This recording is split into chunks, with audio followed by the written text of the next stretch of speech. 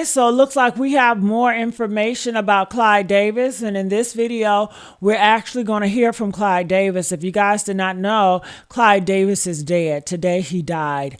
So Jaguar is speaking out, and she's saying that he tortured Luther. You know what Luther I'm talking about. We also have more to that story, and guess who's involved? Barry White. When I tell you this one, it's a Bigfoot sighting. You're going to want to grab your popcorns for this, folks. So let's watch, like, share, and subscribe. And I love when you comments, keep the comments coming. And let's hear what's going on, because in here, Clive Davis actually comes out the closet. Let's take a look. If you knew how Clive Davis used to torture Luther Vandross, it might make you look at some of those Luther Vandross albums a little different. You know, I will neither deny or confirm that any such rumors about personal things like that are true or untrue.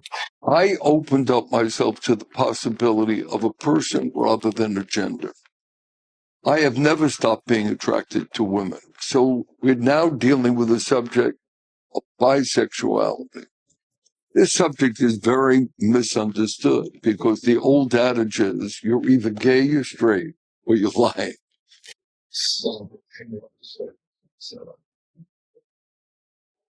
The doctors would help. I mean, she understood every word that I was saying.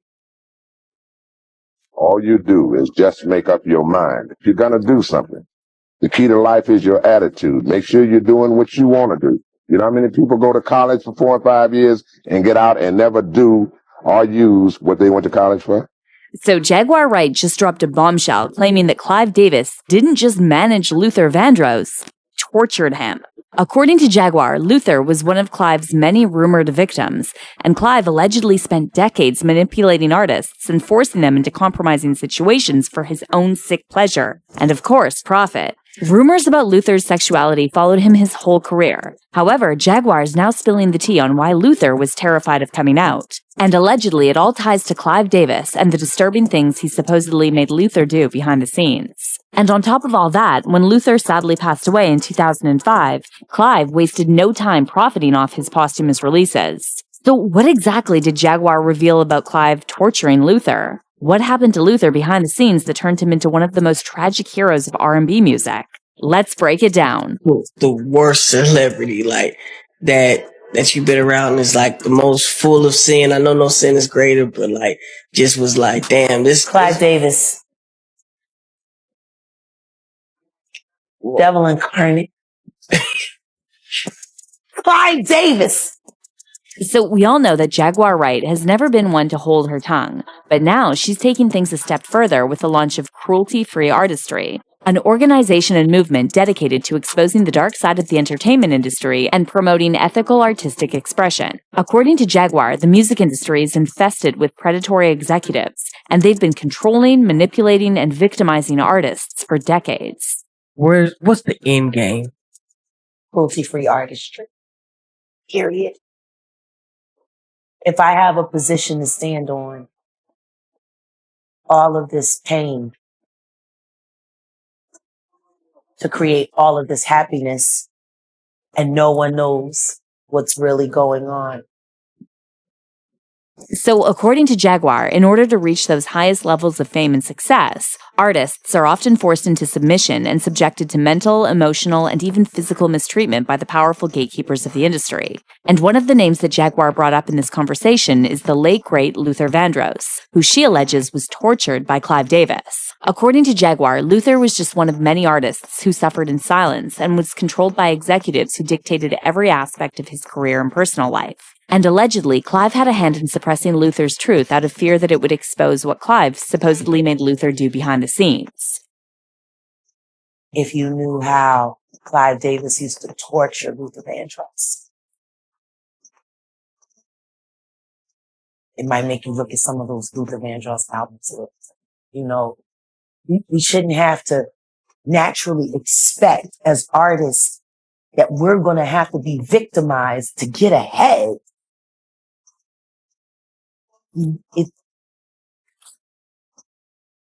How does something that God gave us that brings so much joy end up in such... It's okay. I want to be able to look at a young artist and see her grow up and know she never had to have what happened to me happen to get a grant, to get a sold out tour, to get a movie. That's my end game at this point. Can we make good art without having to hurt someone to do it?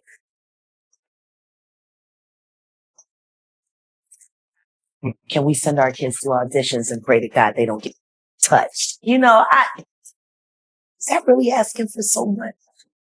But what exactly is the story behind Luther's relationship with Clive? What did Jaguar mean when she said Clive tortured Luther? So we all know that Clive Davis is one of the biggest power players in the music business. But according to long-standing industry rumors, he isn't just any executive. He's allegedly one of the main gatekeepers, controlling which artists rise to superstardom and which ones fade from the spotlight. In fact, Jaguar previously claimed that Clive is the most evil figure in the industry, and she accused him of ruining the lives of countless music legends.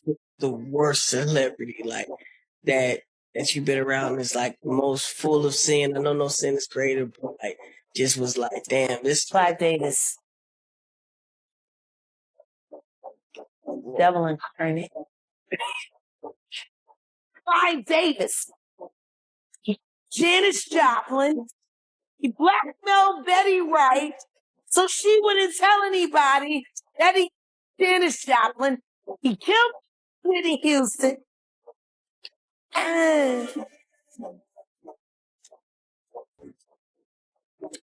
And here's where things get really dark. According to some sources, Clive allegedly had a very specific way of maintaining that power over artists. Now, let's not forget, Clive came out as bisexual in his 2013 memoir, but rumors about his relationship with certain male artists started long before that. The soundtrack of your life includes some fascinatingly honest detail about you, Clive Davis, your private life. It's made lots of headlines. I'm not breaching any confidence when I say you've had an interesting personal life. You got married twice to women, but as you're very honest in the book about, you're bisexual, and you've been involved in 2 lengthy relationships with men, including one now.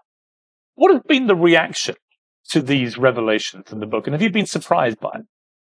I've not been surprised, honestly, but firstly, from my family, from my children who've known, this wasn't that I was bisexual when I was married. This is something that only occurred after my second marriage failed.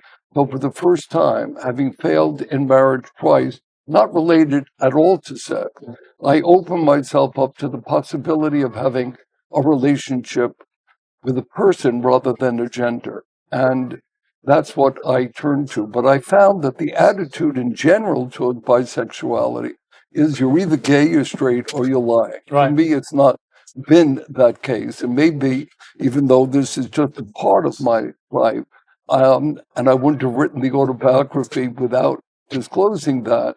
Maybe some good will come of it. I've always suspected that people who say they're bisexual, the celebrities I've seen who said it, probably are gay. With a healthy degree of skepticism, I'm here to say that bisexuality does exist. And for me, I turned to it after my second marriage failed, and I dated women, and I dated a few men, and I ended up in a relationship with a man.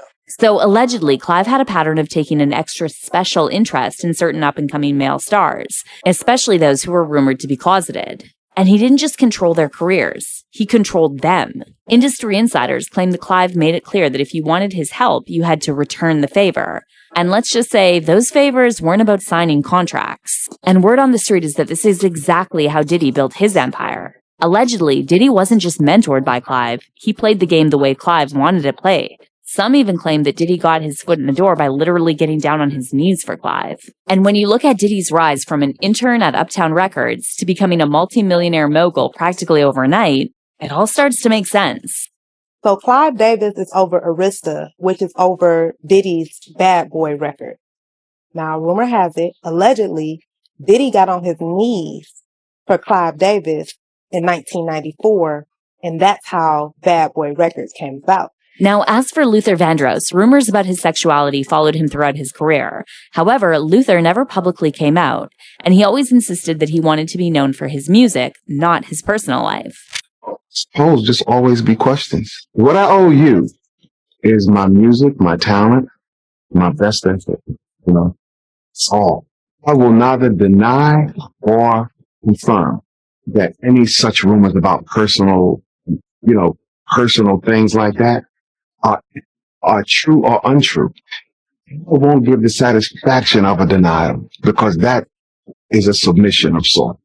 I wouldn't even address it. I would just say, mind your business. Now, Luther's friend, Patti LaBelle, later confirmed that he was indeed gay, and she received a lot of backlash for outing him.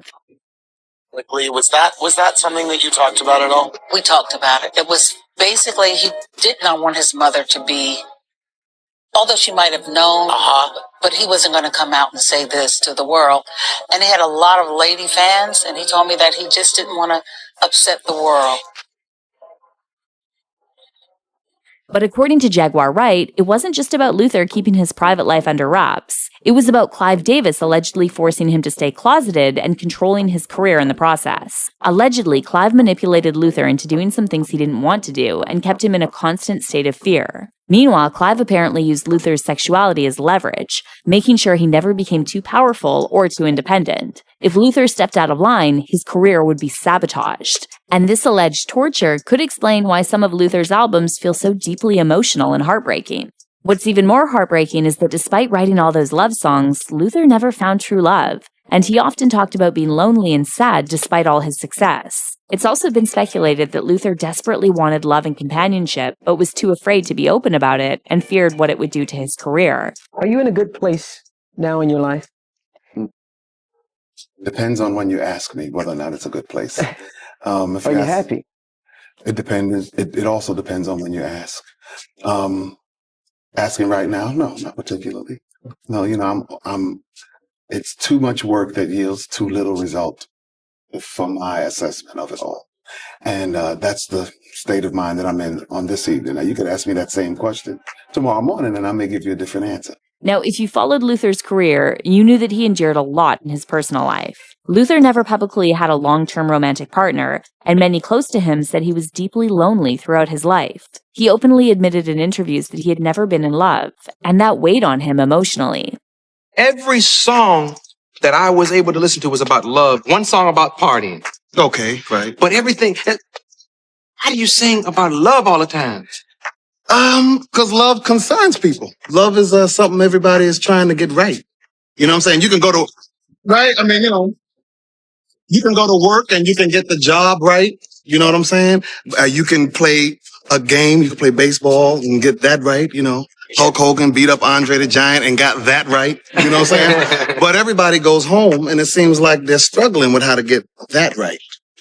So I just write about it as much as my imagination allowed. Besides dealing with loneliness and a lack of romantic love, Luther also suffered a lot of heartbreaking losses in his family, and that deeply affected him. Luther's father died when Luther was just a few years old, and by the time Luther was famous, all three of his siblings, 2 sisters and a brother, had also passed away. Luther's mother Mary outlived all of her 4 children, and they all died at a relatively young age. Luther was the last of the 4 to pass, and losing him devastated Mary. His sisters and his brother got married, and they all had children, and their children had children. They left a legacy. Also, my son left more children than any of them. Everybody everywhere will remember him. He left a legacy that you can hear. For most of his adult life, Luther battled severe weight fluctuations, going up and down by hundreds of pounds. He tried many different diets and even had health scares due to his weight. It's, out of your weight. Does it bother you? Yeah, it's bothersome right now. Now that you're asking me, it's bothersome because I don't enjoy talking about it a lot. My record company, J Records, used to always insist, oh, you got it. Because I used to say, I don't want to talk about it. I don't really want to speak on that. That's a personal struggle. And they would always say, yeah, but it's like a human interest story and everybody wants to talk about it. I'm saying, yeah, but what if I talk about it and gain any of it back? Then I have to carry that type of paranoia. So that's one of the reasons I don't really like to talk about it. I want to live my life, not narrate it. On top of that, Luther struggled with high blood pressure and diabetes, which took a toll on his body. In 2003, he suffered a massive stroke that left him unable to speak or perform for a while. And though he tried to recover, his health never fully returned, and he sadly passed away in 2005 at just 54 years old. Of love and peace. We welcome the memories and the remains of Luther R. Vandross. We welcome his family and countless friends from around the world. We gather to say thanks to God, who gave us heavenly music through a man whose heart had room for all of us. But beyond his health struggles, Luther also allegedly faced major obstacles behind the scenes, especially when it came to industry executives. And some claim that Clive Davis not only controlled Luther's career, but also allegedly forced him into some unsavory acts that profoundly scarred Luther. Now, for context, after Clive Davis was fired from CBS Records in 1973 for using company funds to pay for his son's bar mitzvah, he didn't stay out of the industry for long. Columbia Pictures quickly brought him on as a consultant for their Bell Records label, and during this time, he also wrote his memoirs before launching Arista Records in 1974. But fast forward to 2000, and Clive got ousted from Arista when L.A. Reid took over. And that same year, Clive announced the formation of his new label, J Records, with Luther Vandross as his first signee. Prior to that, Luther hadn't released an album since his 1997 project, I Know, released through Virgin Records. And when asked how he felt about Clive signing him, Luther said, "Please, I'm so happy. That's what took so long. I waited for that particular scenario to run its course and develop correctly. It was worth it." Now, there's been a lot of speculation about what exactly Luther meant when he said, "it was worth it." In fact, there have been rumors flying around for years that Luther was pressured into doing certain intimate favors for Clive Davis in exchange for his record deal. And when you really think about it, the whole situation is disturbing. Luther wasn't even openly gay. He spent his entire career hiding his sexuality out of fear that it would ruin his fan base and his success. Meanwhile, all he craved was real romance and a genuine connection. And yet, behind the scenes, he was allegedly being controlled by an older, more powerful executive who was almost 20 years his senior. So just imagine the mental and emotional toll this must have taken on Luther. He wanted true love, but the only person with power over his career was allegedly forcing him into situations he didn't want to be in.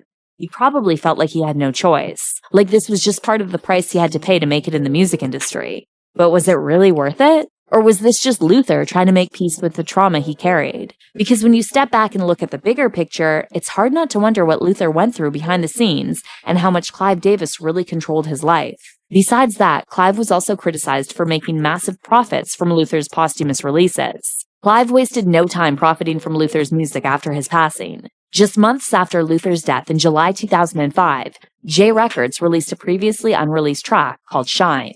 The song had originally been recorded for the soundtrack of The Fighting Temptations, but it was mysteriously shelved at the time.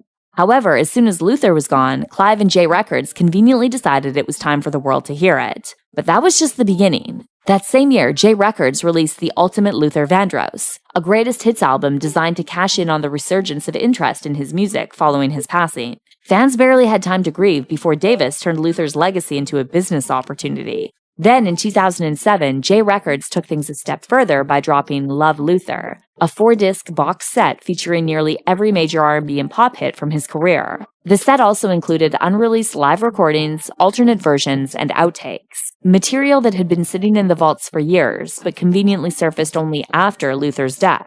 Now, allegedly, some industry figures, like the legendary Barry White, tried to warn Luther about Clive and his reputation for controlling artists, especially those who were vulnerable. Barry reportedly feared that Clive would take advantage of Luther's talent and use him for profit rather than truly supporting him. But sadly, Luther felt like he had no choice but to sign with Clive.